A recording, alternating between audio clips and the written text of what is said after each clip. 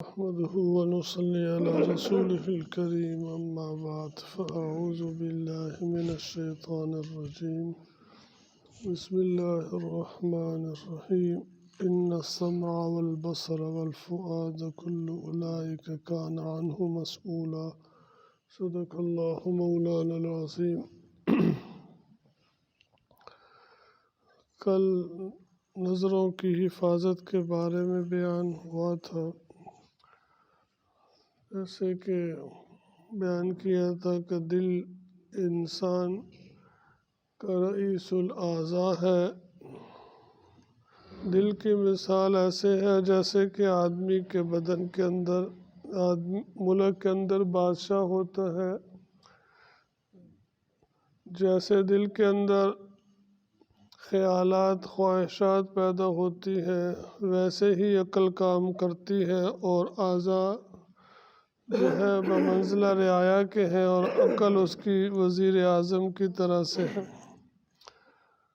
تو دل کے اندر کوئی چیز داخل ہونے کے یہ راستے ہیں۔ ایک تو نظر ہے، جو آدمی دیکھتا ہے اس کے اثرات انسان کے دل کے اوپر مرتب ہوتے ہیں، اسی طرح کے جذبات اور خواہشات پیدا ہوتی ہیں۔ اور دوسری چیز جو ہے انسان کے کان ہے، جو انسان سنتا ہے اس کے بھی اثرات دل پہ مرتب ہوتے ہیں۔ اس لیے اللہ تبارک و تعالی نے اپنے کانوں کی حفاظت کا حکم دیا ہے اور حکم دیا ہے کہ اس سے غلط باتیں نہ سنی جائے اور صحیح باتیں سنی جائے، تاکہ دل کے اندر صحیح یقین بیٹھے اور صحیح خواہشات پیدا ہوں اور آدمی کے بدن سے صحیح اعمال نکلیں۔ اور فرمائے ان السمع والبصر والفؤاد کل اولئک کان عنہ مسؤولا، کہ آنکھوں کے بارے میں، کانوں کے بارے میں اور دل کے اندر کیا جذبات اور خواہشات پیدا ہوتی ہیں اس کے بارے میں بھی قیامت کے دن سوال کیا جائے گا، پوچھا جائے گا۔ کانوں کے بارے میں حدیث میں آتا ہے کہ جو بندہ دنیا کے اندر گانے سنتا ہے، قیامت کے دن اس کا کانوں کے اندر سیسا پگھلا کے ڈالا جائے گا۔ جو میوزک سنتا، گانے بجانے سے، میوزک سے حضور صلی اللہ علیہ وسلم نے منع فرمایا۔ ایک مرتبہ حضرت عبداللہ بن عمر رضی اللہ تعالیٰ عنہ اپنے ایک ساتھی کے ساتھ کہیں تشریف لے جا رہے تھے تو اپنے کانوں کے اندر انگلیاں ڈال لی۔ کچھ دور جا کے پھر پوچھا اپنے ساتھی سے کہ آواز آ رہی ہے؟ تو اس نے کہا کہ ہاں آ رہی ہے۔ پھر اپنے کانوں میں انگلیاں ڈالے رکھی، پھر آگے جا کے پھر پوچھا، ایک جگہ سے میوزک کی آواز آ رہی تھی، انہوں نے کانوں کے اندر انگلیاں ڈال لی۔ پھر جب پوچھا تو اس نے کہا کہ اب آواز نہیں آ رہی، تو انہوں نے اپنے کانوں سے انگلیاں نکالی اور پھر فرمایا کہ تمہیں معلوم ہے کہ میں نے ایسا کیوں کیا؟ ایک مرتبہ نبی پاک صلی اللہ علیہ وسلم کے ساتھ میں جا رہا تھا تو راستے میں ایک جگہ سے میوزک کی آواز آئی، کسی چیز کے بجانے کی آواز۔ تو حضور صلی اللہ علیہ وسلم نے اپنی کانوں کے اندر اسی طرح انگلیاں ڈال دی اور کچھ دور جا کے مجھ سے پوچھا کہ آواز آ رہی ہے کہ نہیں۔ جب میں نے بتایا کہ آواز نہیں آ رہی، پھر حضور صلی اللہ علیہ وسلم نے اپنے کانوں سے انگلیاں نکالی۔ یہ ہوتی ہے کانوں کی حفاظت۔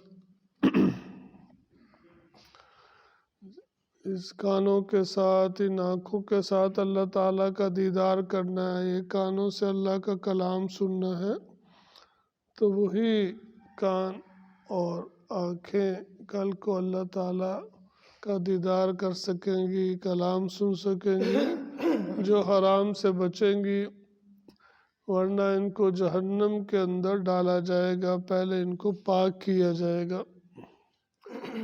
تو آج جو آدمی دنیا کے اندر اپنے کانوں کی حفاظت کرے گا، قیامت کے دن اللہ تعالیٰ اس کو اپنا کلام سنائیں گے، حضور پاک صلی اللہ علیہ وسلم سنائیں گے قرآن پاک پڑھ کے، اور حضرت ابوبکر صدیق رضی اللہ تعالیٰ عنہ سنائیں گے، حضرت داؤد علیہ السلام اپنی زبور پڑھ کے سنائیں گے، اور جنت کی حوروں کے گانے سنے گا، اور وہاں پہ جنت کے اندر مدھم سروں پہ موسیقی چلے گی۔ یہاں پر حرام ہے، آزمائش ہے بندوں کے لیے، بہت سی چیزیں جیسے سونا چاندی ہے، مردوں کے لیے ریشم حرام ہے، لیکن جنت کے اندر یہ چیزیں حرام نہیں ہوں گی۔ اور اسی طریقے سے اور بھی بہت سی چیزیں ہیں۔ تو وہاں پر جنت کے اندر اللہ تعالیٰ بندے کی خواہشات پوری کریں گے، جو بندہ چاہے گا، اگر دنیا کے اندر اللہ تعالیٰ کی مان کر چلے گا۔ اور فرمائے کہ غیبت سے، چغلیوں سے جس طرح کرنے والا گناہ گار ہوتا ہے، اس طرح سننے والے کو بھی گناہ ہوتا ہے۔ بندہ سوچتا ہے کہ میں تو نہیں کر رہا، غیبت یہی کر رہا ہے، میں تو چپ کر کے بیٹھا ہوں، تو اس کو بھی گناہ ہوتا ہے جو غیبتیں سننے والا ہے۔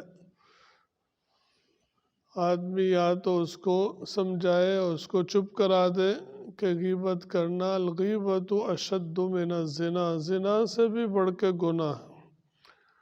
اور غیبت کرنا ایسے کہ اپنے مرے ہوئے بھائی کا گوشت کھانے کی طرح سے۔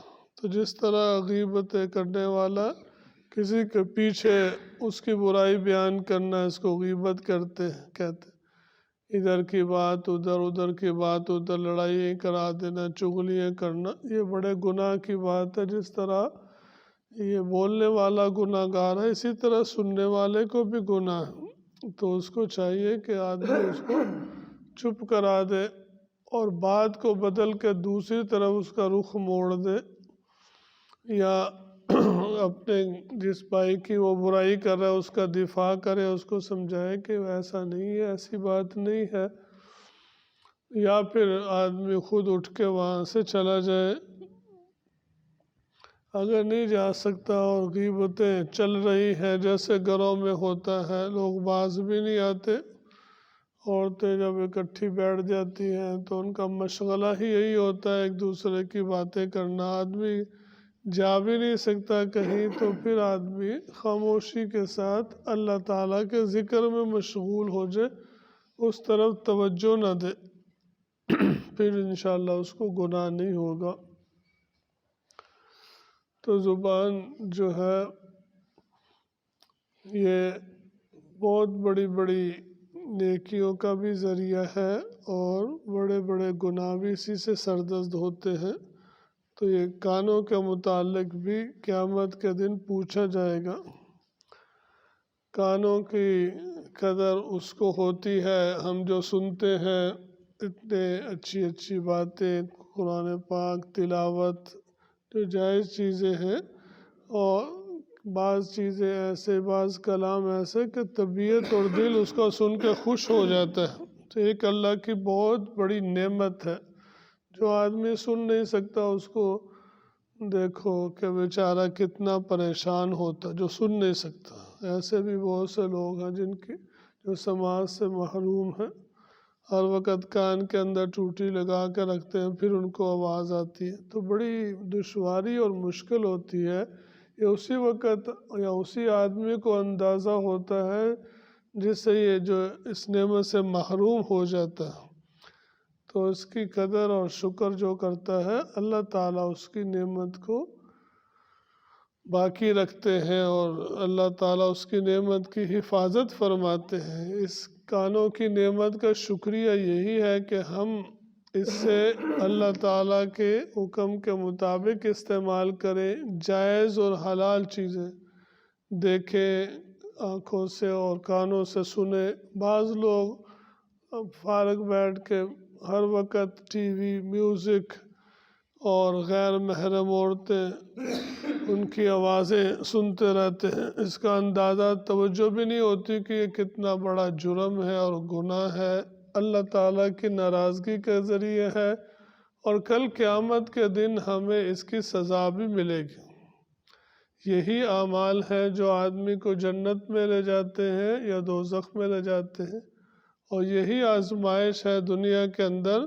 جو آدمی سنبھل کر چلے گا، گناہوں سے، نافرمانیوں سے، حرام سے اپنے آنکھوں کو، کانوں کو، زبان کو بچائے گا، وہی آخرت کی خوشیوں کے اندر پہنچے گا۔ اور جو آدمی بیٹھے گا، سنے گا، خیر کی بات کو بولے گا، تو اسی کو اللہ تعالیٰ عمل کی توفیق عطا فرماتے ہیں۔ جو جتنی زیادہ محبت سے، شوق سے دین کی بات کو سنتا ہے، اس سے اچھے جذبات اور خواہشات پیدا ہوتی ہے، دین پر عمل کرنے کا جذبہ پیدا ہوتا ہے، اور اس سے اچھے اعمال کی توفیق ہوتی ہے۔ اللہ کی رضا کا ذریعہ یہ سننا اللہ تعالیٰ کی بہت بڑی نعمت ہے۔ انما یستجیب الذین یسمعون، وہی لوگ قبول کرتے ہیں، مانتے ہیں جو کہ سنتے ہیں اور پھر اچھے طریقے سے اس کی اتباع کرتے ہیں، اس کے اوپر عمل کرتے ہیں۔ تو خیر کی بات کو سننا، اللہ تعالیٰ کا کلام سننا، نیکی کی بات سننا، یہ انسان کے ایمان میں اضافے کا ذریعہ ہے، اور غلط باتوں کو سننا یہ ناقدری ہے، ناشکری ہے اور گناہ ہے، اور آخرت میں بڑے عذاب کے ذریعہ ہے۔ اس لیے ہم گالی گلوچ، غیبتیں، غلط باتیں سننے سے، دیکھنے سے اپنی نظروں کو، کانوں کی حفاظت کریں، اور اگر کسی جگہ پہ غلط بات ہو رہی ہو تو اس کو چپ کرا دیں۔ اکثر ایسے ہوتا ہے کہ آدمی سفر کے اندر، بعض دفعہ ہمارے شیخ فرماتے ہیں، حضرت مفتی حسن صاحب دامت برکاتہم العالیہ، کہ آدمی سفر میں جاتا ہے تو بعض دفعہ ٹی وی لگا ہوتا ہے یا میوزک چل رہا ہوتا ہے، تو اگر ہو سکے تو اس کو آدمی کہہ کے درخواست کر کے بند کروا دے۔ نہیں بند کرتا تو آدمی پھر خاموشی سے، چپکے سے اس کی طرف توجہ نہ دے، اپنے ذکر کی طرف، اللہ کی طرف متوجہ ہو اور استغفار کرتا رہے، پھر بھی اللہ سے امید ہے کہ اس کو گناہ نہیں ہوگا۔ تو اللہ تبارک و تعالی ہم سب کی حفاظت فرمائے، اور زیادہ سے زیادہ نیک اعمال کرنے کی اللہ تعالی ہم سب کو توفیق عطا فرمائے۔ الحمدللہ رب العالمین، والصلاة والسلام علی سید الانبیاء والمرسلین۔ ربنا ظلمنا انفسنا وإن لم تغفر لنا وترحمنا لنكونن من الخاسرین۔ ربنا آتنا في الدنيا حسنة وفي الآخرة حسنة وقنا عذاب النار۔ اللهم ارزقنا علما نافعا ورزقا واسعا وشفاء من كل داء۔ اللهم أعنا على ذكرك وشكرك وحسن عبادتك۔ اللهم بارك لنا في الموت وفيما بعد الموت۔ اللهم انصر عساكر المسلمين وانجِ المستضعفين من جميع المسلمين۔ اللهم ألف بين قلوب المؤمنين وأصلح ذات بينهم وانصرهم على عدوك وعدوهم۔ اللهم إنا نجعلك في نحورهم ونعوذ بك من شرورهم۔ اللهم وفقنا لما تحب وترضى۔ جزا الله عنا سيدنا محمدا ما هو أهله، وصلى الله تعالى على النبي الكريم وعلى آله وأصحابه أجمعين برحمتك يا أرحم الراحمين۔